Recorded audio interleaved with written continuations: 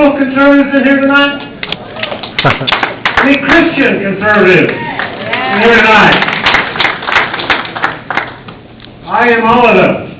I'm one of those hardcore conservatives that believes in all of that stuff. I'm tired of being tired. I live over a couple of hours west of here, over in Texas County.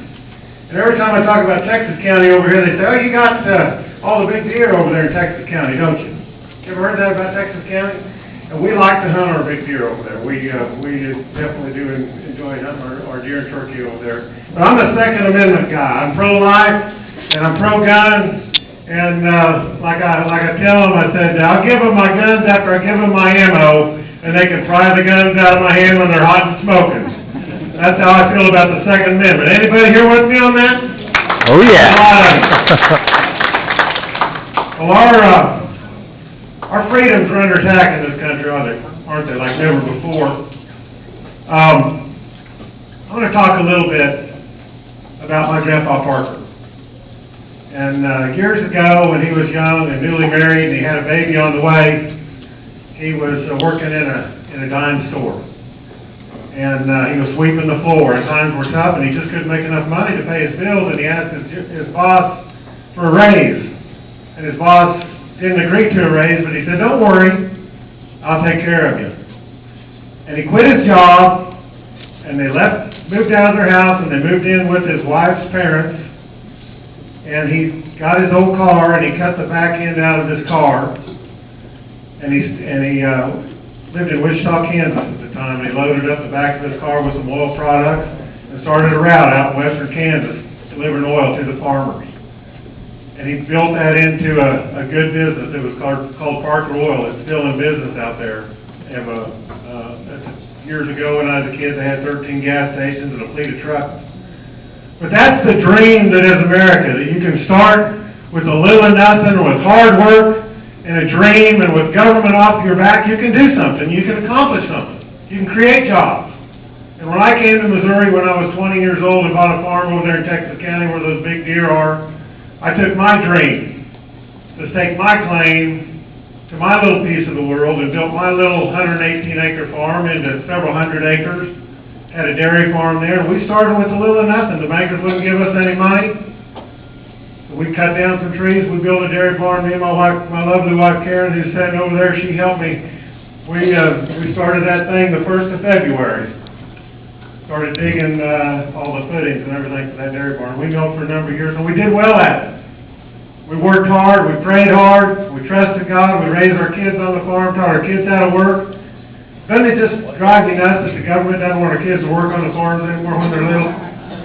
And this is just the insanity that just frustrates us all with what we see in Washington, D.C. That's why I'm running for Congress, because I'm so frustrated, with the regulations and the restrictions and the burden on people that are out there trying to work. I want to fight that. I want to go to Washington, D.C. and fight the regulations and the out-of-control spending and the things that they're doing. And I mean it. I'm not a politician. I'm really not. I'm just somebody that believes in hard work, speaking their mind, praying hard, and working hard, and trying to make a difference. The way I've fought my battles all my life is try to work with the people in charge as much as I can. But when they refuse to work with me, I go to the people with the facts and the truth and expose them as hard as I can, and I don't care which side of the aisle they're on. Because I believe in principle, and I believe in my freedom, and I believe in my Constitution, and I believe in this country. And we have problems on both sides of the aisle. And I think it's time to make some changes. If we want to change Washington, we have to change the people in Washington. I am tired of the EPA and the regulators regulating us to death and having our people in Washington, D.C. raise the debt limit and approve the spending bill. And then come back here and talk about how we're being regulated to death, and they give them all the money.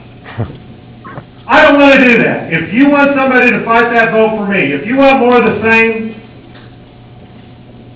keep voting the same way.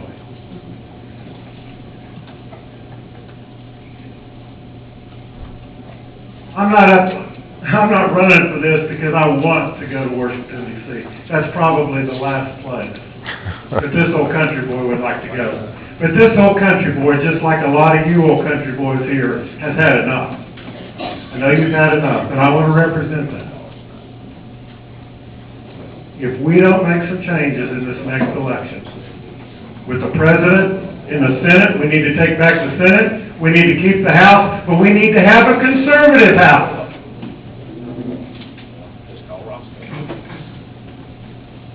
I know you've got children, you've got grandchildren. I've got 5 beautiful little grandchildren